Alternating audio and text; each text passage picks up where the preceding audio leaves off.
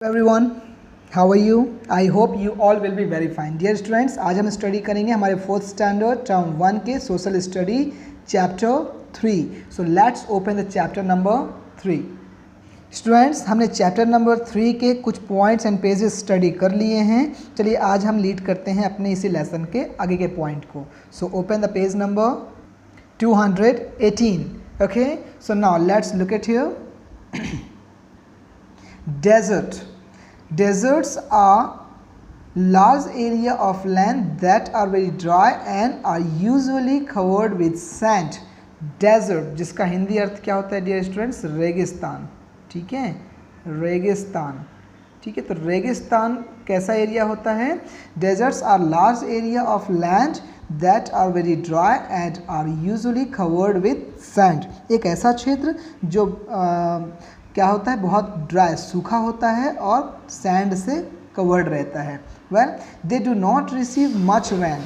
वहाँ बहुत ज़्यादा पानी नहीं गिरता. ठीक है, and therefore only a few plants and trees grow there. इसलिए वहाँ पर बहुत ही कम कुछ पौधे और कुछ पेड़ वहाँ पर उगते हैं. As climate is unfavourable these regions are sparsely populated. क्योंकि वहाँ का जो क्लाइमेट है वो अनफेवरेबल होता है. ठीक है, रहने योग्य नहीं होता. These regions are sparsely populated. इसलिए यहाँ पर लोग बहुत कम यहाँ पर बसते हैं, यहाँ पर नहीं रहते हैं. ठीक है, वहाँ पर पॉपुलेशन बहुत कम पाया जाता है. There are mainly 2 types of deserts, hot and cold. Okay, यहाँ पर 2 प्रकार के डेजर्ट्स पाए जाते हैं, hot deserts and cold deserts. Sand dunes are also formed when sands get deposited in a shapes of hill. ठीक है, okay. sand dunes are also formed. यहाँ पर रेत के टीले पाए जाते हैं. ठीक है, क्योंकि sand get deposited in the shape of hills. क्योंकि यहाँ पर जो सैंड है वो किस रूप में बदल जाते हैं? हिल्स के फॉर्म में. ठीक है, well, plants and animals found in deserts adapted themselves to live in extreme conditions. यहाँ के जो plants होते हैं, the plants or the animals who lives in the deserts, they usually adopt themselves. अपने आप को adopt कर लेते हैं, अपने आप को अनुकूलित कर लेते हैं. ओके, इस एक्सट्रीम बहुत ही बदलाव रखने वाले मौसम में, बदलाव रखने वाले कंडीशंस के हिसाब से अपने आप को क्या कर लेते हैं? अडॉप्ट कर लेते हैं. प्लांट्स सच एज कैक्टस, बबूल एंड बॉबब आर फाउंड देयर. वहाँ कैक्टस, बबूल एंड बॉबब जो ट्रीज होते हैं या प्लांट्स होते हैं वो पाए जाते हैं. Camels, snakes and lizards are a few animals that are found in deserts. वहाँ पर कैमल, ठीक है, ऊँट, स्नैक्स, ठीक है, सांप और लेजार्ड. ठीक है, एक प्रकार से, ठीक है, लेजार्ड्स की कुछ प्रजातियाँ वहाँ क्या होती है? पाई जाती हैं. ठीक है, few animals. Camel is known as the ship of the deserts. ध्यान रखेंगे, इसको आप याद रखेंगे. Who is called the ship of the deserts? So camel is called the ship of the deserts. क्योंकि शिप जो हैं, जो कैमल जो हैं, वहाँ पर रेगिस्तान के जहाज कहे जाते हैं. क्योंकि रेगिस्तान में रहने के लिए, रेगिस्तान में चलने के लिए इनके बॉडी में एक प्रकार का एडॉप्टेशन पाया जाता है. Right, look at cactus. The shape of the cactus is like this, and the camels, they are the basic plants and the basic animal of the deserts. Did you understand? Okay, come to the next page. The Sahara Desert in Africa is an example of hot desert, while the Ladakh deserts in India is a cold deserts. ठीक है, जो Sahara desert पाया जाता है, ध्यान रखेंगे, सहारा desserts Africa का, ठीक है, वो हॉट डेजर्ट का एग्जांपल है. ठीक है, where is Ladakh desert is in India is a cold desert. Ladakh का जो डेजर्ट है, ठीक है, लद्दाख डेजर्ट इंडिया का कोल्ड डेजर्ट है. अंडरस्टैंड? और सहारा अफ्रीका का हॉट डेजर्ट. नेक्स्ट, इसी तरीके से डेल्टा. ठीक है, डेल्टा क्या होता है dear students? So look at in this picture, delta. ठीक है, ये देखिए यहाँ पर से कुछ रिवर्स आती हुई दिखाई दे रही है आपको, और रिवर आते हुए ये आप जाकर कहाँ पर मिलने वाली है? ये समुद्र में. ठीक है, सी में, ठीक है, ओशियंस में। तो ओशियन में मिलने से पहले ये बहुत बड़ा जो क्षेत्र होता है वहाँ पर पानी का जमाव रह जाता है, ठीक है। तो ऐसे पानी के जमाव वाले क्षेत्र जहाँ पर नदियाँ समुद्र में मिलने से पहले कई रास्तों से होते हुए समुद्र में मिलती हैं और बीच बीच में लैंड एरियाज छोड़ जाती हैं। So all those land areas are called the deltas. So deltas are found when rivers are about to flow into ocean और सी। समुद्र में मिलने के ठीक पहले का जो क्षेत्र होता है वो डेल्टास कहलाता है। इन river carriers sediments, river carries sediments, so when it reach near a see it slow downs. It also divides into several small distributaries forming a triangular landform called delta, ठीक है। जो नदियाँ अपने साथ में सेडिमेंट्स लेकर आती हैं, रेत और कुछ मिट्टियाँ लेकर जो आती हैं, ठीक है, उसे वहाँ पर स्लो डाउन होने की वजह से वहाँ पर छोड़ती हैं और छोड़ते हुए कई अलग अलग छोटे छोटे डिस्ट्रीब्यूटरीज में बढ़ जाती हैं और जिसकी वजह से बीच में एक ट्रायंगुलर शेप के कुछ लैंड फॉर्म जनरेट होते हैं। उसी लैंड फॉर्म को, ट्रायंगुलर शेप के लैंड फॉर्म को क्या बोलते हैं हम? डेल्टा। याद रह जाएगा, what is the delta?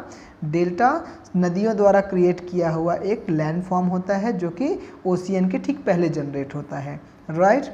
The river deposit its sediments in a delta before flowing into a sea. समुद्र में मिलने से पहले सारे सेडिमेंट्स को वो क्या करते हैं, उस जगह पर छोड़ देते हैं, जमाव कर देते हैं, ठीक है। It looks like a Greek letter delta. और जनरली जो ग्रीक लेटर होता है ना, डेल्टा, इसी वजह से इसका नाम है। ये ट्रायंगुलर शेप के दिखाई देते हैं, ठीक है। जो लैंड सरफेस है जहाँ पर सेडिमेंट्स इकट्ठे हो जाते हैं वो आपके ट्रायंगुलर शेप के दिखाई देने की वजह से, ग्रीक लेटर डेल्टा की वजह से दिखाई देने की वजह से इसका नाम क्या कहलाता है? डेल्टा कहलाता है। Did you understand? Next, the Ganga Brahmaputra delta is the largest delta in the world. ध्यान रखेंगे, जो गंगा और ब्रह्मपुत्र का जो डेल्टा है वो हमारे दुनिया का सबसे बड़ा डेल्टा है। याद रखेंगे dear students, okay. Now next, island. The next point is island. A land which is surrounded by water on all sides. ऐसा क्षेत्र जो चारों तरफ पानी से घिरा होता है। Look at in this picture. Okay, in this picture as you can see this land surface is surrounded by the waters on all arounds. चारों तरफ से घिरा हुआ है। A land which is surrounded by water on all sides is also known as island. They can be located in ocean, sea and rivers. So island generally कहाँ पाए जाएंगे? बिल्कुल ओशियन में या सी में या रिवर में, ठीक है। नदियाँ बहते रहती हैं, उसके चारों तरफ पानी भर जाता है और बीच में एक लैंड सरफेस रह जाता है, वो आपका आइलैंड कहलाया। Well, Australia is an island continent. एक आइलैंड कॉन्टिनेंट हमारा कौन सा है? ऑस्ट्रेलिया। ऐसा क्यों बोल रहे हैं? Because Australia is covered other surrounded by the water, ठीक है। चारों तरफ से जो ऑस्ट्रेलिया है वो पानी से घिरा हुआ है। This is why it is known as island continent, ठीक है, ओके। ओके, आर्सिपेलागो या आर्किपेलागो दोनों नाम है, ठीक है। आर्किपेलागो या archipelago is a group of island, ठीक है। आइलैंड का एक ग्रुप है archipelago. The Lakshadweep island a part of India is an example of archipelago, ठीक है। लक्षद्वीप जो है डियर स्टूडेंट्स हमारे भारत का हिस्सा है, लक्षद्वीप आइलैंड, जो कि आर्किपेलागो का एग्जाम्पल है, जहाँ पर बहुत सारे द्वीप पाए जाते हैं, ठीक है, ओके। द्वीप समूह जहाँ पर बहुत सारे आइलैंड हैं। Well, next, peninsula. Peninsula, a piece of land surrounded by water on 3 sides. एक ऐसे लैंड का सरफेस, एक ऐसा क्षेत्र जो 3 दिशाओं से, 3 साइड से पानी से घिरा होता है, पेनिनसुला कहलाता है। और उसका एक साइड जो है लैंड पे जाकर मिल जाता है, लैंड सरफेस पे, ठीक है। It is connected to a land on 1 side. एक साइड से लैंड से जुड़ा होगा और 3 साइड से पानी से घिरा होगा, पेनिनसुला कहलाएगा।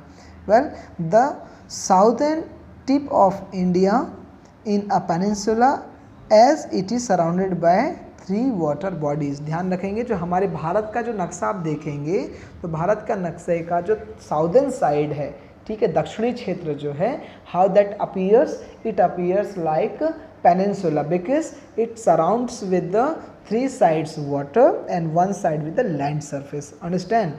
Okay, well, Bay of Bengal and the Arabian Sea and Indian Oceans, these are all the examples of the peninsula.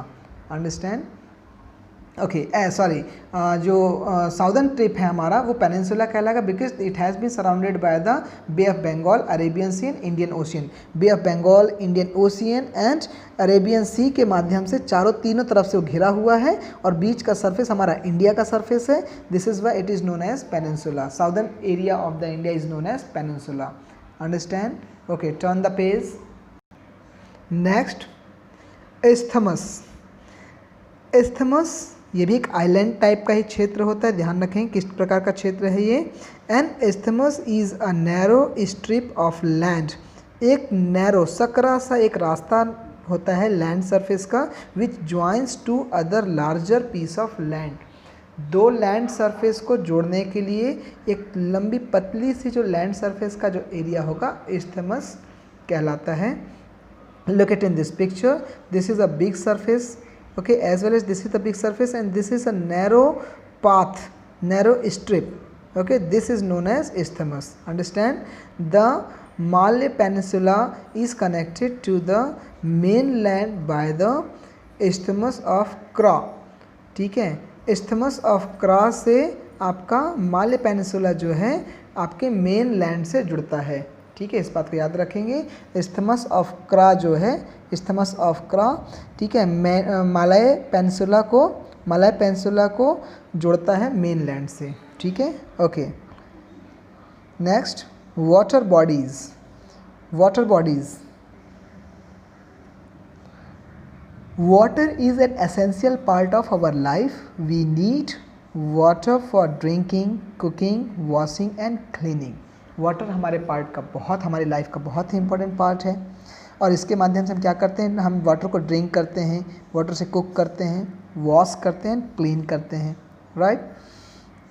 A large part of the earth is covered with water. हमारे पृथ्वी का बहुत बड़ा हिस्सा water से cover किया हुआ है.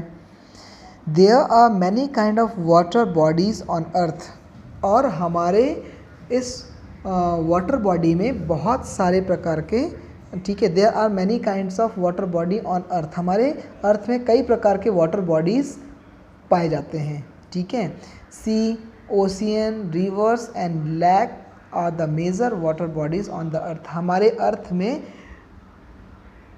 सी, oceans, rivers and lakes, these are all the different type of water bodies. Okay, so ये सभी वाटर बॉडीज़ हमारे पृथ्वी में पाए जाते हैं. चलिए आप इसके विषय में स्टडी करते हैं. ठीक है, so first one is ocean and seas. Ocean seas are the large salt water bodies on the earth. ठीक है, खारे पानी का सबसे बड़ा जो क्षेत्र है हमारी पृथ्वी का वो कौन सा है? Ocean and sea. ठीक है, sea are smaller than ocean. Sea छोटे होते हैं, ओशियन बड़े होते हैं. ठीक है, समुद्र और ये महासागर. सी मीन्स समुद्र और ओशियन मीन्स महासागर. And are partly surrounded by lands. ठीक है, और जो आपका जो सी होता है समुद्र से छोटा होता है और लैंड से घिरा होता है. ये बड़ी खासियत है, ध्यान रखेंगे. सी में क्या बड़ी चीज़ है? Sea is the smaller than ocean and partly surrounded by land. और कुछ क्षेत्रों विशेष से ये लैंड से घिरा होता है. India is bordered by the Arabian Sea on its western side. India Arabian Sea के वेस्टर्न साइड का जो है हिस्सा कवर करता है और उसका बॉर्डर जनरेट करता है. ठीक है, next, together ocean and sea cover almost 3/4 part of the earth. ध्यान रखेंगे. ठीक है, 3/4 हिस्सा, 3/4 part of the earth means around the 75%. ठीक है, 75% बॉडी का हमारे अर्थ का जो सरफेस है कौन कवर कर लेता है डियर स्टूडेंट्स? ठीक है, 3/4 part of the earth means 75% area ocean और सी कवर कर लेता है अर्थ का. As the water in ocean and sea is salty, we cannot use it for drinking and cooking. जैसे कि ओशियन और जो सी का जो वाटर होता है वो सॉल्टी होता है, इस वजह से हम उसे ड्रिंक नहीं कर सकते, उससे हम कुक नहीं कर सकते। These water bodies are home to diverse marine life, ठीक है। और ये जो वाटर बॉडीज़ हैं वो मैरीन लाइफ को अलग करती हैं, ठीक है। The largest animal on the earth the blue whale lives in the ocean. देखिए यहाँ पर पिक्चर में ब्लू व्हेल आप देख पा रहे हैं, ठीक है। तो ब्लू व्हेल हमारे ओशियन का सबसे बड़ा एनिमल है, ध्यान रखेंगे, ठीक है। ओशियंस में रहने वाला सबसे बड़ा जो एनिमल है वो क्या कहलाता है आपका, ब्लू व्हेल कहलाता है, right. Next reverse and lakhs, ठीक है, नदियाँ और झरने, ठीक है, झीलें, नदियाँ और झीलें। Look it, rivers and lakes are fresh water bodies. जो नदियाँ होती हैं और जो झीलें होती हैं वो हमारे फ्रेश वाटर बॉडीज़ का रिसोर्स है, okay. Their water can be used for various purpose. उनका जो पानी है हमारे कई उद्देश्य में काम आता है, जैसे हम ड्रिंक कर सकते हैं, ठीक है, हम उससे उसमें क्या कर सकते हैं, कुकिंग कर सकते हैं, ठीक है। Well now go to the next page. Okay, rivers are large flowing natural stream of water, ठीक है। रिवर बहते हुए पानी का एक बहुत बड़ा हिस्सा है।